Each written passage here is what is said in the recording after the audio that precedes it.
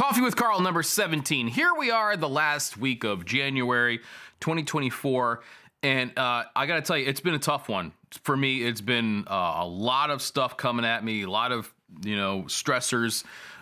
And that's the way life goes sometimes. So, it's not that I'm complaining. This is the way it is. You have to have the good with the bad, but it's just been rough. But luckily, we're getting back on track here, and I'm very thankful that so many people followed me over to this new channel. We're going to continue with the series kind of as it happened before. We're going to keep going with the new releases and stuff like that. So actually, this set, the reason I'm using this particular set right now, the one that I use for my main videos, is that I'm actually starting to build the official Coffee with Carl set in a different spot in my studio here. And once that's all set up, then that's where these will be coming from. Maybe it'd be fun to see a little bit behind the scenes, as far as that goes. It took me a long time to get this lighting correct and everything, so maybe that'd be an interesting video. Let me know if you want to see it. Things that happened this week, I actually got a pair of duckfeet boots from the company Duckfeet, and this was now this is a long time coming. If you are in my Discord, then you know that there's a guy in there who will not leave me alone about getting duck feet. Now, you know who you are, all right? And it's pretty funny because, he would just keep bugging me about it, like, when are you gonna check out duck feet? You gotta check out duck feet, you gotta come see the baby, right? It was just like constant, but I finally got a pair and I've been wearing them this weekend, and they are very, very interesting. A lot of things about them remind me of these Pacific Northwest work boots, but other things remind me of like LL Bean boots, and even like a little bit of the shearling slippers that I've owned. Like it's a really cool combination. These things are very unique, and I'm excited to keep wearing them and put them through about a month worth of wear to really get an idea of how good they are. But so far I'm impressed, especially for the money. You're getting a really solidly built boot. Very nice QC, looks great. So I've been enjoying those. So listen, I do listen to you when you make suggestions, and sometimes somebody has a really strong a suggestion, which this guy did, and I'm glad he did because they're really cool. I've also been wearing the new Heat Straps Mouton jacket. So this is the one that we developed where we kind of said, all right, we're gonna pull out all the stops. This thing finally came in, I think Thursday night, and holy crap, you guys, this thing is next level. And I know I said that about the last one. This takes that one and cranks it up several notches. It's heavier, it's warmer, it's thicker and stiffer. It's just like, I think we found the end limit to where you're ever gonna wanna go as far as a work jacket goes. Number one, the warmth is almost too much if it's not below 30 degrees Fahrenheit. Number two, it's getting to the point where this thing is going to take so much break-in that we're going to count in months rather than days. It's insane. It will be coming out in the first week of February, so if you want one, please don't hesitate. We sold these things out, the last version, 200 within 24 hours. That's how quickly they went. It was shocking. This one was it's going to be more limited. I think that it's 50 or 60 of them that they can make, which we'll be shipping out, and that's it. So if you want this particular version, I'm telling you right now, fair warning, make sure you're there. Heat Straps will make an announcement. I'll make an announcement. Just keep your eyes open. This thing will be there, but it sells out like right away. So please don't send me emails asking if there's any more. I always get those after the fact. I missed the drop, and I feel for you, but I'm telling you with as much notice as I possibly can, keep your eyes open for this new Heat Straps jacket. It's crazy. All right, so things that came out this week, been pretty interesting. Freenote Cloth reintroduced their Mariner Heavy jacket. So I actually have the original Mariner that they came out with maybe 4 or 5 years ago. This was a flannel-lined jungle cloth, very simple jacket, and that's why I liked it. 2 hand warmer pockets. I think it may have had a chest pocket, and that was kind of it, but it was perfect in its simplicity. And then they introduced the Mariner Heavy, which was a thicker version, and now they have this newest version, which is even crazier than that. Now, here's the other thing. I mean, when I bought my original Freenote cloth, it was $400. This new one is $800, and I know everything's getting more expensive, but this is a lot more. Then again, you are getting more for the price. So this whole thing, even down the sleeves, is all lined in alpaca wool lining from Japan. So one of the issues that we dealt with when trying to figure out this whole thing with the mouton, which is thicker, more, it's a higher pile material than the alpaca wool, is whether to line the sleeves or not. And I looked around, I looked at Ironheart, Dehen, what they were doing, all these different companies, and all of them were leaving the sleeves lined up like a polyester or a satin type of material, which actually has its own benefits because you can slide on the jacket a lot easier. And if you're gonna wear something like this sweatshirt that I always wear on the weekends, underneath it, and it's something like that with a wool, you kind of have to do the old trick where you hold your sleeve and then pull it through. And it can be kind of a pain in the neck. Matter of fact, the original Mariner was lined in flannel down the sleeves, and that was one of the things I didn't like about it, because no matter what I put on, it would always just push my sleeves right up because they couldn't slide through.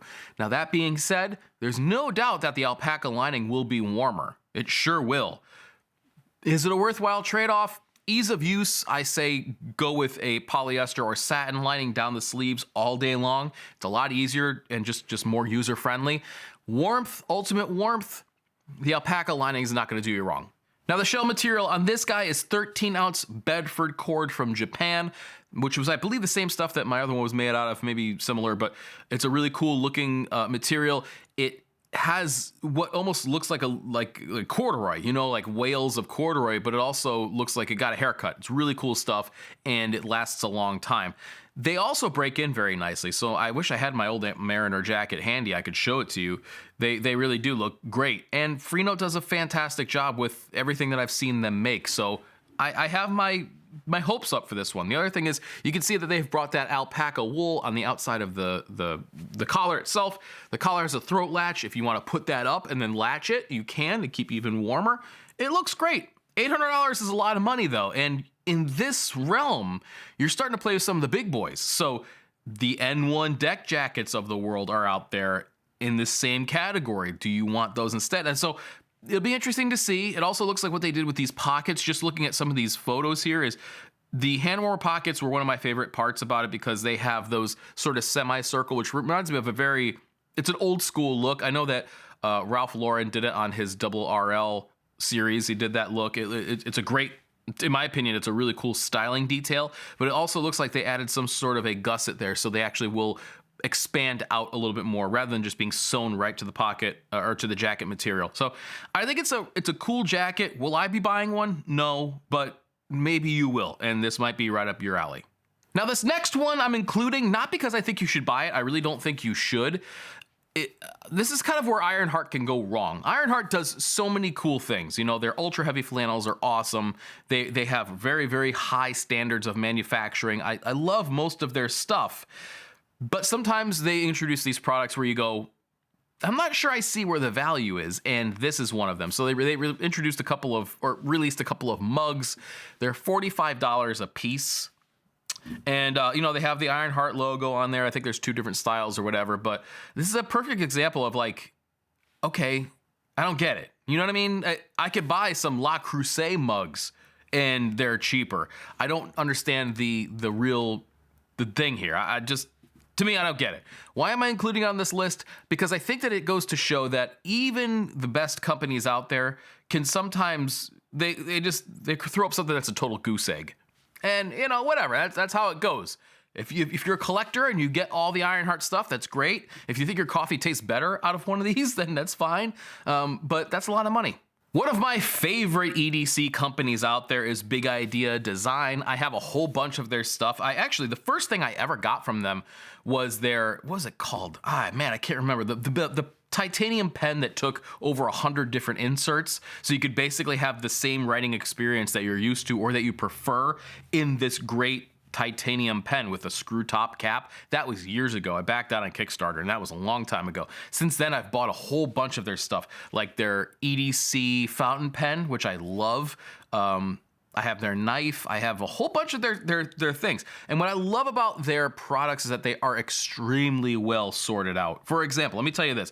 I have one of it's like a little bit bar thing, basically a little handy screwdriver you can keep in your pocket. What's great about this thing is it can service itself. And what I mean is that everything on these can be taken apart, and they use these little torque screws to hold on the pocket clip. So let's say you pick that out of your pocket and it bends out and you got to bend it back. Well, the size Torx that you need is included in the bit bar. So you can actually take that thing and service the unit itself. They include everything you need, and they really go over and above what you would expect with the engineering on them. I just think they're awesome. So they have a new Kickstarter going on right now. It is for a new fountain pen. It is in Ultem, which is basically a really fancy plastic. Ultem is a unique semi-transparent polymer that allows you to see the inner workings of the product. A demonstrator fountain pen is the perfect use for this. Being able to see the ink travel through the pen and feed down to the gold-plated nib is truly unique. And I'll admit, this thing does look really cool. It's still available on Kickstarter. It has more than met its goal, so it will certainly be funded. And it also means that you have a limited time to get in at this like introductory price or whatever they offer. So if it's something that you really want, a lot of people are into pens and a lot of people are into EDC. EDC and pens come together and you have stuff like this. Now you can back this thing for 150 bucks. Looks like it's gonna go up to 175 after that, but I know a lot of people like this kind of thing. Big Idea Design, in my opinion, does this kind of thing better than anybody else. So go and get one if that's your bag. Here's another really cool one. Russel Moccasin Company has reintroduced their big Cambo Premier build. This actually has a pretty interesting story behind it. I'm gonna do a little bit of reading directly from the website here. Just know that these are insanely expensive. They're also supremely wonderfully built. So, you know, you kind of get what you pay for here. And I think this story might tell a little bit more about it. Cam Smith from Mississippi is a longtime customer who has ordered several unique Russel boots made specifically to hunt elk in the Black Range Forest of the Rocky Mountains. The boot caught on with other serious outdoorsmen, and the big Cambo has been one of our most popular boots ever since. After several iterations over the last decade, the version offered today is 7 inches high, constructed in a double vamp with a molded sole, aka triple vamp configuration, for maximum support and water resistance. Additionally, the big Cambo features a 1.5-inch padded collar to keep out rocks and dust, heel counters for side-to-side support, and pour-on slip soles locked between the vamps for added comfort. So it goes on, and you can read more about this if you want. I left a link in the description, of course, but it looks like this is basically the ultimate hiking, hunting type of boot for that specific use. And obviously, it's caught on with the right people. So oftentimes, if you see people who are in that industry or in that, I guess in this case, hobby, using a particular thing and it being very, very common, it's pretty well tried and true in the field. So this is not something that I will be buying, but maybe people out there who are into elk hunting or just hunting in general. I know around a lot of people deer hunt around here. Maybe this is for you. So it's pretty cool though, and they're an interesting company. From Motiv, if you remember when I went to New York with Albert and we went into Standard & Strange, they were talking about how one of their favorite companies is Motiv, just because of the unique stuff that they do. Well, we have one of their products here, and this is, I think, a really good example of what they're talking about, because this has combined refined and rugged in a way that few others have. Now, it looks like it's also on sale because you have a limited amount left. And from what I understand, they do drops and then it's gone. So if you want this, jump on it. Looks like it was marked down from $685 to $425. So if you want this, go and get it. But what we're looking at here is the English Hunt Work Jacket in smoke blue overdyed bee moss moleskin. So moleskin, but you can look at this thing already and it looks dynamite. It looks like nothing else I've seen. It looks like aged denim, but it's also soft and comfortable because it's moleskin. And from what I understand, impeccably made. Just made with such attention to detail. And I think that, again, very few companies can pull off the rugged, refined kind of thing. They've done it with this piece. So if you want one, jump on it. It's going to be gone. Maybe by the time you see this. I don't know. Maybe, but if you want it, go get it. The Duval knife from the James Brand. Now, I don't really know much about the James Brand. I mean, this caught my eye because I thought it was just good looking. Because, again, not everybody wants this tactical folder in their pocket. What do I have right now? So, you know, like I usually carry, this is my Benchmade bug out. This is my EDC of choice. I really love this knife. But sometimes even something as simple as this could be a little bit intimidating to people who don't know about knives. So if you are in an office, or let's say you want what they would call a gentleman's carry, this is a good example. So the Duval knife from the James Brand, it's $300, and it just looks to be a very simple one blade design with a really nice wood inlay, and I don't know, just something about this grabbed my attention. So the scale material is OD green micarta and rosewood. The blade steel is Crucible S35 VN stainless steel. It's a front flipper designed with a modified sheep's foot blade. And again, I don't know much about the company. Maybe you could help me out with that, but looks like a really good looking knife. So stuff that I've been listening to and watching, I found a great channel on YouTube called Nexpo. I evidently am the last person to hear about this because it looks like their videos have millions of plays, and I can see why.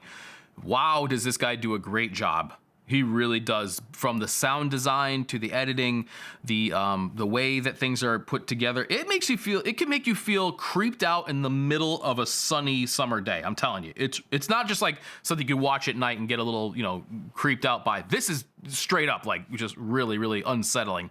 And a lot of what the videos that I've seen, at least, have to do with is really disturbing lost footage on the internet. So he'll kind of give you the backstory, even some reenactments and clips, and then we'll tell you about what basically exists somewhere but you can't see. And it's just really crazy. Dark stuff. So if you're into horror and that kind of thing, this might be right up your alley. I mean, I enjoy that type of thing, but I know it's not everybody's cup of tea.